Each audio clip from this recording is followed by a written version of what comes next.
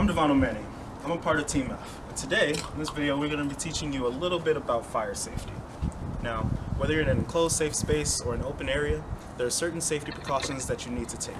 The first step is selecting a proper location. And we have Elijah to talk to you about that. When selecting a proper location for your campfire, there's certain things to know. First, ask for permission to make a campfire, because some locations do not permit campfires due to risk to wildlife. If you have permission, start looking for a location. Make sure it's a level location, away from any dead plants or other combustible items.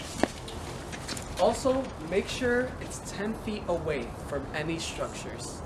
Lastly, on the day that you actually make your fire, make sure that weather conditions are ideal and it's not too windy or dry. Now, let's begin the steps to actually make your fire.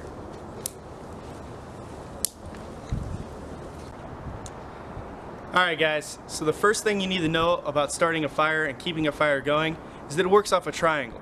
There are 3 key ingredients to having a fire going and keeping a fire going. The first thing is going to be an oxidizer. In your everyday environment, that is going to be the oxygen in the air. The next thing you're going to have to worry about is heat. Heat comes from the chemical reaction between the heat and the fire and the fuel.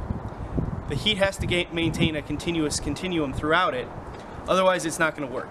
And the final thing of the triangle is going to be your fuel. For us, we're just going to use wood, but in any other fire it could be a chemical, it could be wood, it could be drywall, or anything else that is combustible. The next thing you need to know is what tools you're going to need.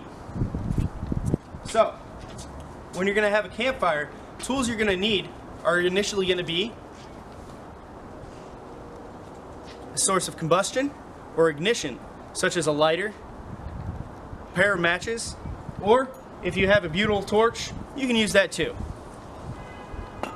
The next thing you're going to need to do is make sure that you have equipment to make sure that you're able to put the fire out when you need to put it out.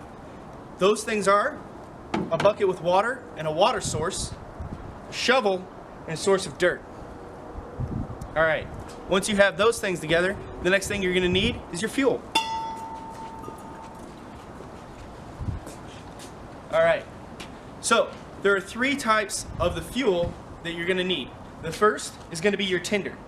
For tinder, you're going to want to use dry leaves, dry vines like we have here. You can use paper. Pine cones work as well. The main point is that it's going to be light, it's going to be quickly ignited, and it's just going to burn away really quickly. Right after that, though, we're going to have your kindling. Kindling can be strips of your logs, like this right here, or it can be branches that are less than 1 inch in diameter. Alright? So, the key thing to all of that is that it has to be dry. So don't go pulling this off of a tree, because that's going to be wet, and that's not going to light right. The final part is going to be your fuel wood. Alright? That's your large pieces of wood. This right here is just some kiln-dried firewood that you can pick up at your local convenience store. Once you have all 3 of those things together, the next thing you're going to want to do is going to light it. But before you light it, you're going to want to be able to build a form factor to keep the fire going. There are 3 kinds of those. Your first kind is going to be your teepee. Your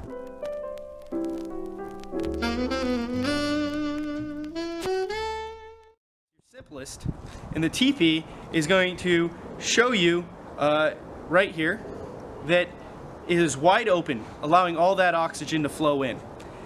Underneath is going to be your tinder, and your kindling is going to create your teepee. Right after the teepee, we're going to have your log cabin.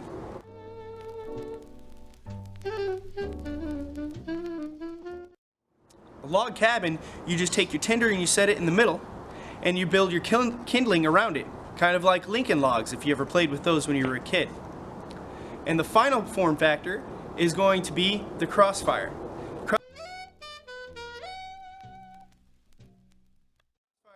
You build by putting the kindling in the center, building a teepee around that, and then building a log cabin around your teepee. So those are your 3 types. Let's go on and see what Boomy has for us on actually building your fire.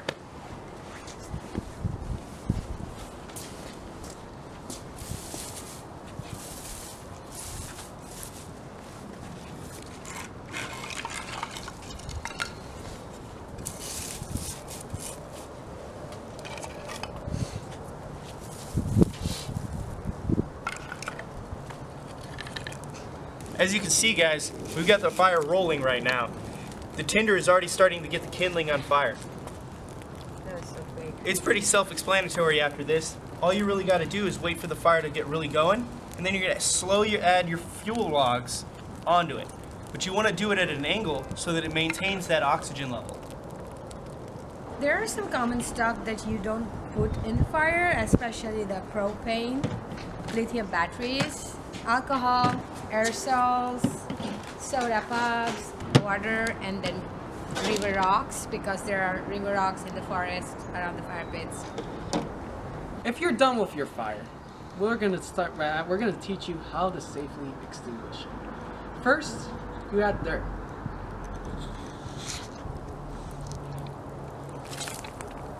You get dirt from the earth.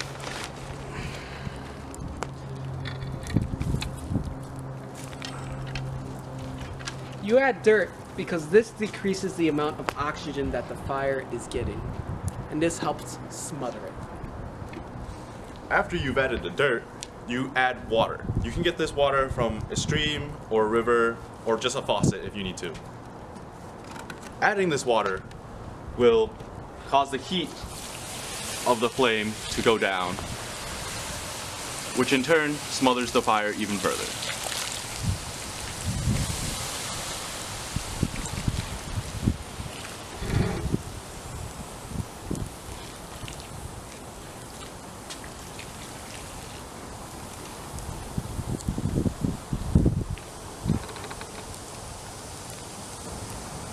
See, our fire is safely extinguished.